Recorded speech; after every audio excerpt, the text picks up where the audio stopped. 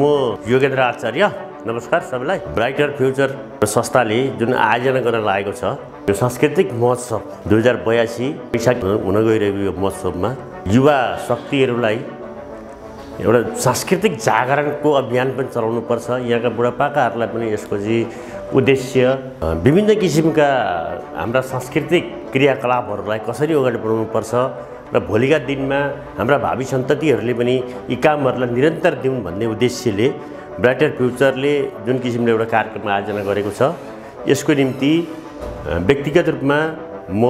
असाध्यै धेरै खुसी छु र यो कार्यक्रममा जो जहाँ भए पनि यही सूचनालाई आधार मानेर अथवा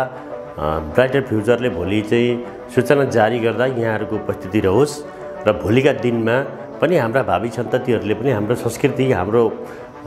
पुराना हाम्रा चाहिँ कल्चरहरूलाई जोगाउने काममा सबै लागुन् भन्ने कुराको चाहिँ सन्देश सबैमा पुगोस् भन्ने उद्देश्यका साथ यहाँहरूले सुरु गर्नुभएको यो महोत्सवलाई म संस्थागत रूपमा भन्दा म बेलटार गाजाबारी खानेपानीको अध्यक्ष